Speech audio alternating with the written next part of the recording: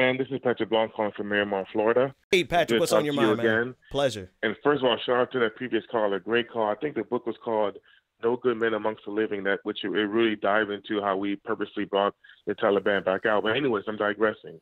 I just want to expand upon a point that I made a couple of shows ago when I called to talk about how we on the left don't realize we're fighting an asymmetrical war, and that we keep viewing the right or conservatism as a competing political ideology. Yep. And how they view us as inherently evil. And to expand upon that point, and you really hit it, I didn't talk about how we got to this point. And I think, and this is my theory, I'd like to hear yours, I think they've spread that ideology about liberalism being equating to immorality through weaponizing Christianity, primarily. Yep. Yep. I can't tell you. I mean, you and I are similar in the sense that we grew up in the church. I started playing in the church, and I can't tell you how many times I've heard liberal equals immorality. There wasn't a distinction. Right. They were one and the same. Yeah. And I think the reason why we can't really attack that point, this goes back to never seeing themselves as terrorists, is because in order to attack that very premise would be to attack the means in which they use to weaponize it. And I genuinely don't know how to do that without being seen as anti-Christian. Wow. And I don't know in this country if you can do that successfully. Yeah. And I honestly, usually when I call, I usually just call, get your feedback, and if I don't have an answer, and I really like to hear what you have to say off air. Hey, and thanks for taking my call. I love it. I love it. Thanks for the call, man. 857 guys, the lines are blowing up. If I miss you or if I have to cut you off, it's only because I'm trying to get everybody tonight. 857-600-0518. Let me handle it. That would be my message. Because I'm still a Christian, despite, and I think the means through which I maintain my desire to be a Christian is noteworthy in and of itself. But it literally is going to require moderate Christians to talk to our radical Christians. And the difference is that we will not oversimplify the definition of radicalism to mean people who are out in the streets blowing themselves up. We mean people who will sit by and be silent as the American empire spreads this radical form of Americanism, which is a mixture between white supremacy and patriarchy and Christianity. They would spread this abroad, and they would spread it at the tip of a spear. They would spread it with a bullet. They would spread it with nuclear weapons. And we sit by and we're silent about it. If you're silent about what the United States does abroad as well as domestically, you are a radical fundamentalist to me. And so we moderate people, moderate Christians who see, and really, if I can take it out of the political jargon and discuss it in theological jargon.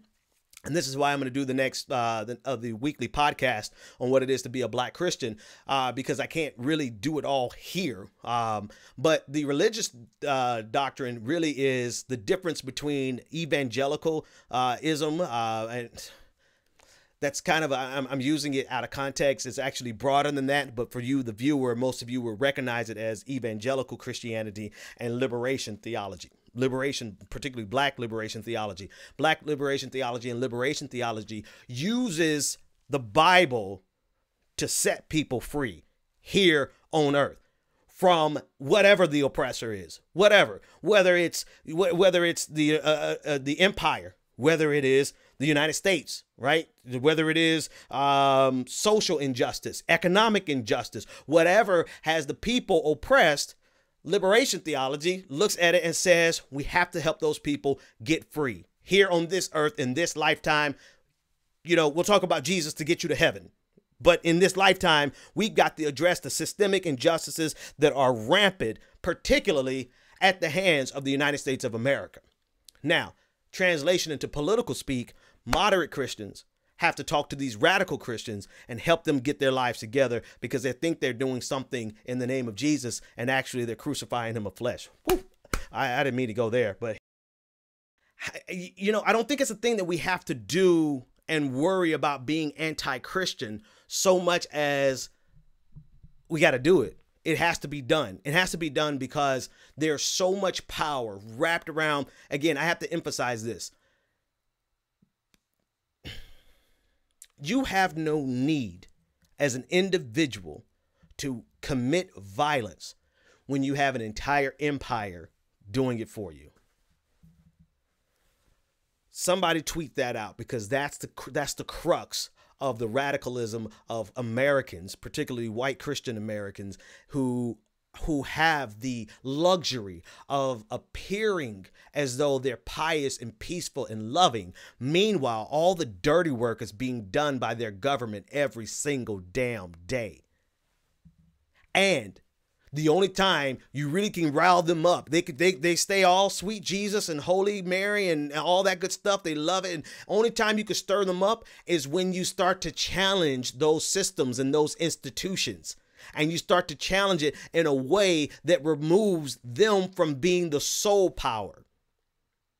That's when you rile them up. That's when you see them come out, and you'll see white Christians getting in the street, losing their damn minds when you challenge the system that provides them the luxury of sitting around and looking as though that they're doing the work of the Lord. Meanwhile, they're doing it on the back of an empire that is destroying the lives of people all around the globe and oppressing people who aren't white Christian men domestically.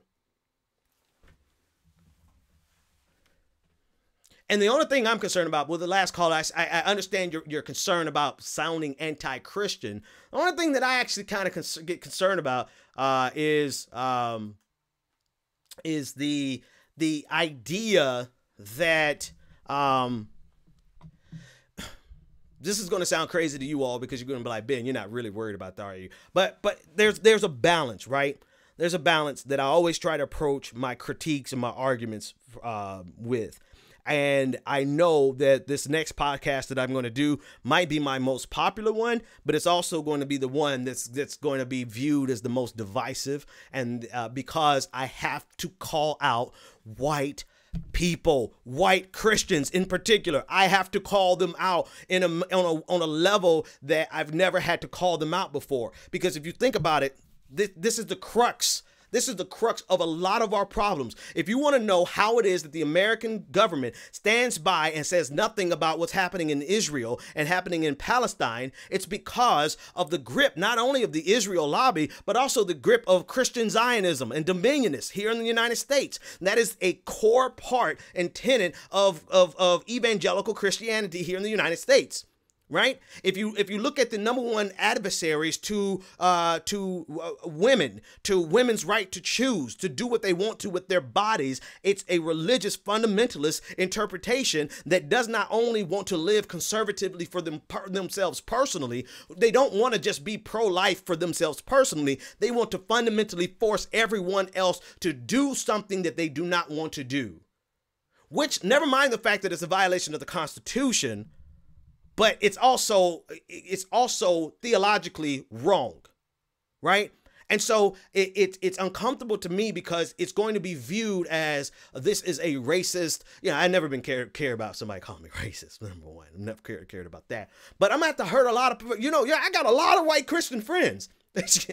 I've got a lot of white Christian friends who are going to have the pain of either defriending me and no longer talking to me, or actually looking in the mirror and realizing that they have been the benefactors of the greatest military in the world doing their dirty work while they get to sit back and call on the name of Jesus. And that's just internationally. Here domestically, they have had the justice system. They have had the entire legal system built off of them. They've had the economic system built to serve them and built to disenfranchise others. They've had the property rights built to serve them and disenfranchise others. They've had the tax code built to serve them and disenfranchise everybody else. And so, no, they've never had to go march in the streets to get anything, because the system was built around them and for them. And then if you want to see them act out, if you want to see white Christians act out, do anything that challenges the institutions that were designed to serve them. Even if the only thing that you're doing is to bring everyone else into parity, not to bring them down, but to bring everyone else up. And you'll see too many of them lose their mind.